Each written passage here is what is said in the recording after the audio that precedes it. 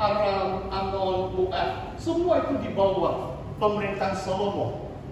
Selepas Raja Daud meninggal dunia, anaknya Salomo menggantikan ayahnya Daud dan dia memerintah. Jadi dalam Kidung Agung ini, saya percaya Salomo yang menulis Kidung Agung, dan dia mengatakan bahwa dia membandingkan gadis Sulam ini dengan 60 ratu-ratunya dan 80 gundik-gundiknya. Ada satu ayat, kalau saya tidak silap, bab 6, kamu boleh lihat dalam nota kamu nanti. Jadi waktu itu, mungkin dia baru jadi raja, dan dia sudah memiliki 140 wanita. Saudara paham maksud saya? Saudara tahu Raja Salomo? Dia paling famous. Dia ada 700 istri dan 300 gundik. Dia ada 1000 wanita di dalam istananya. Adakah dia jadi contoh yang baik dalam perkawinan? Jawabannya adalah tidak.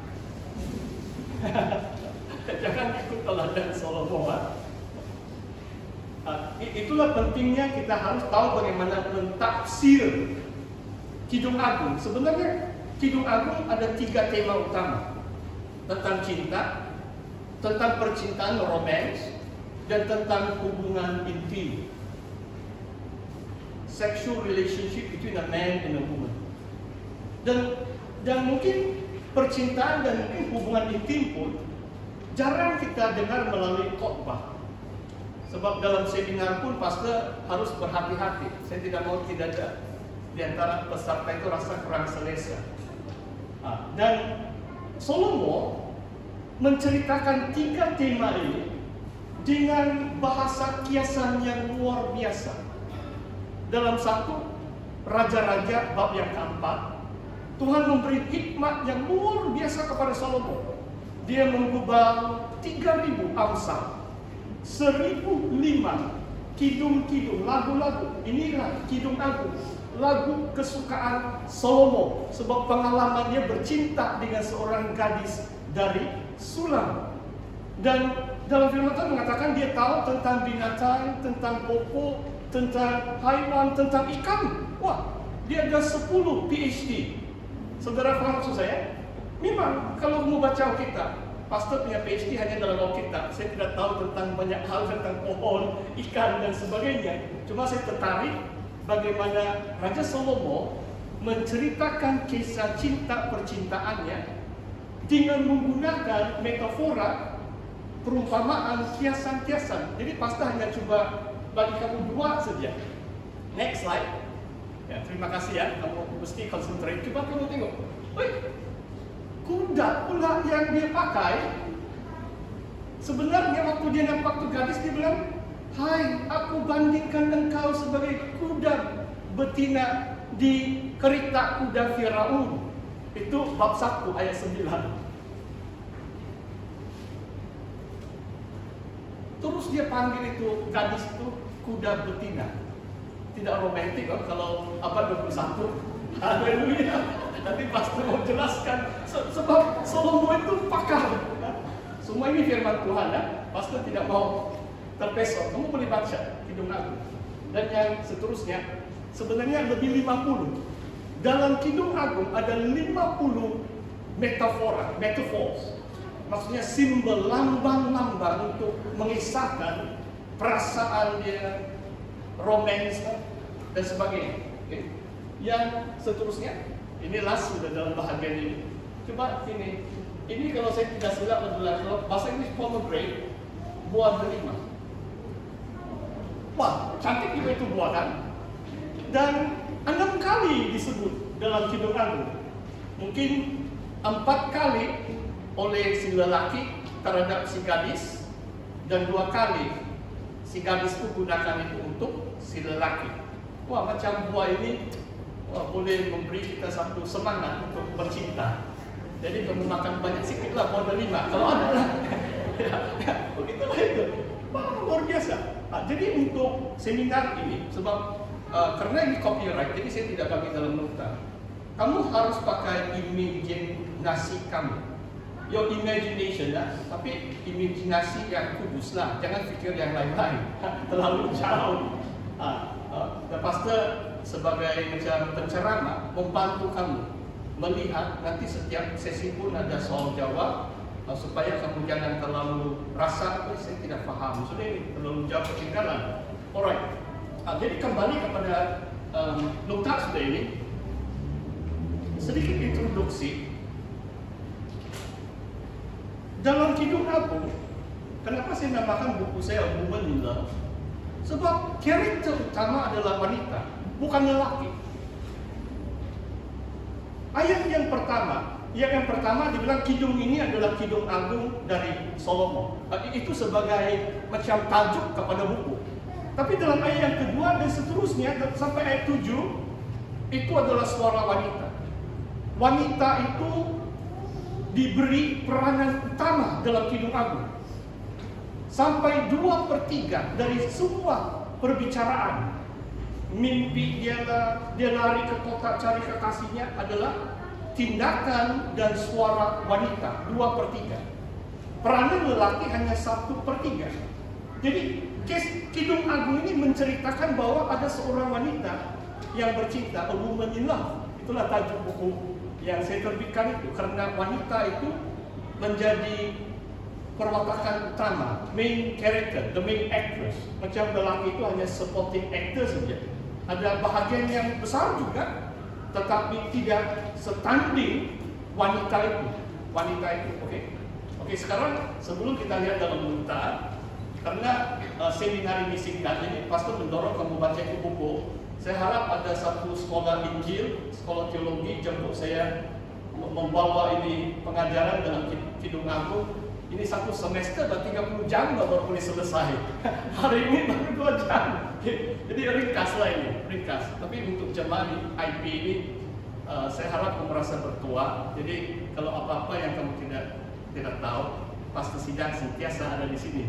Alright, cerita 5 menit tentang Kidung Agung. Bab pertama, luar biasa.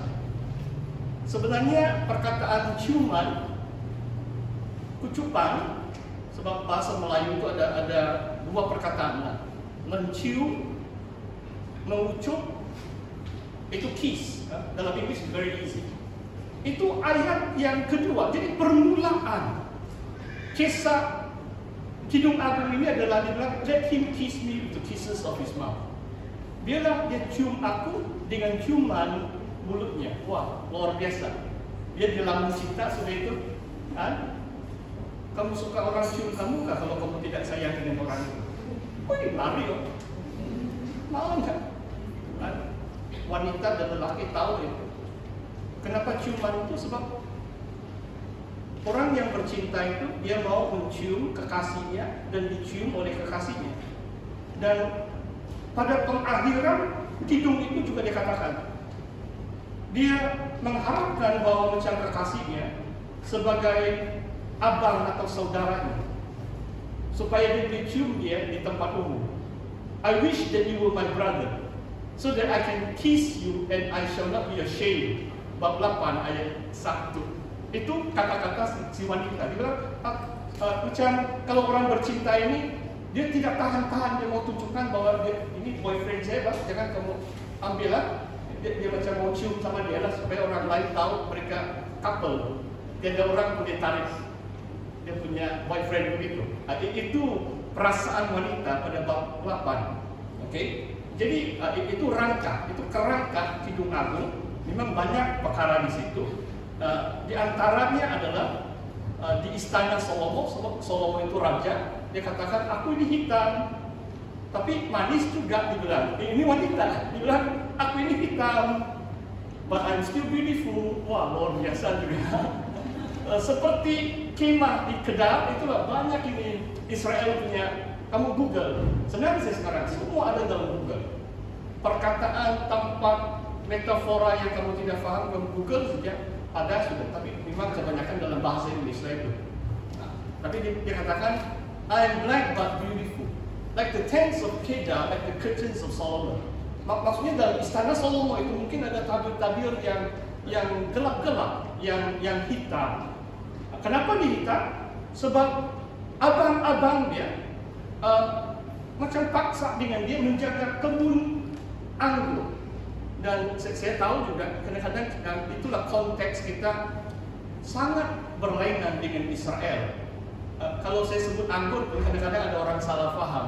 Orang pikir anggur ini memang dari grape, kamu tahu buah anggur kan? Tapi bila istilah anggur, air anggur itu wine.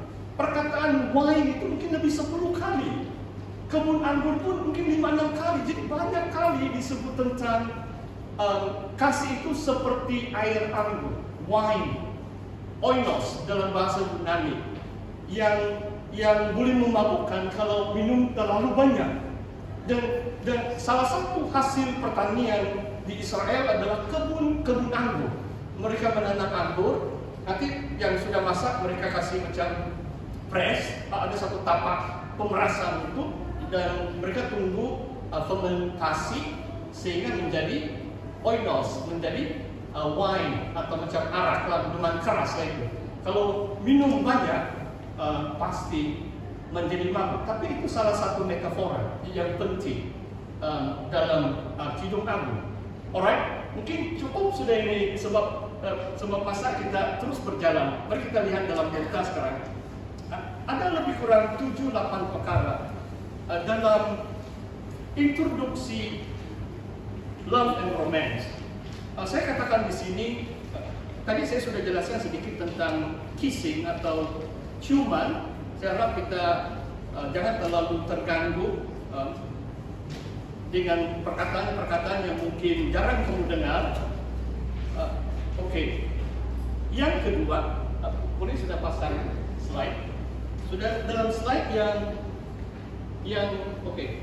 Coba yang saya mau kongsikan untuk kita hari ini adalah yang pertama, kalau tentang love and romance adalah desire for intimacy.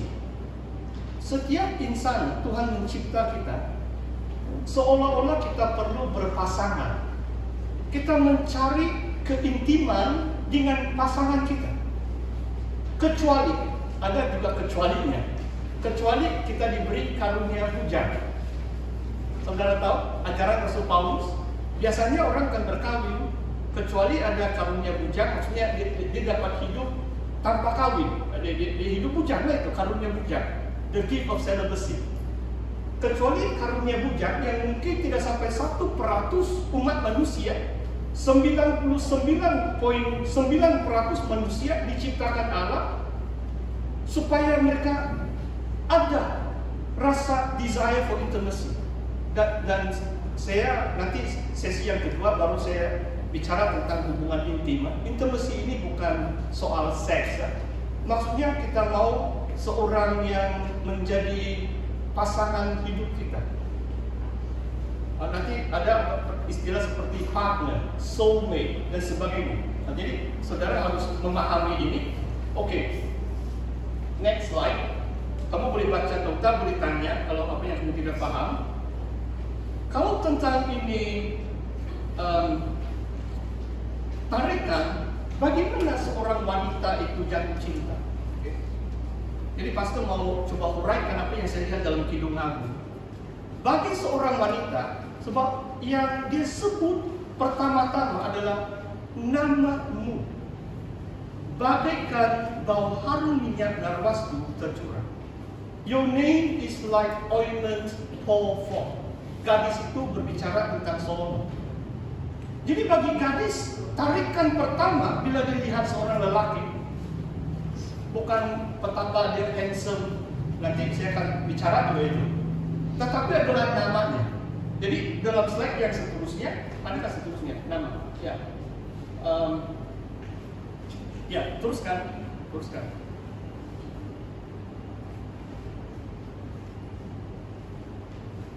Coba kamu lihat, apakah nama itu? Reputasi, perwatakan, karakter, gaya, keterampilan.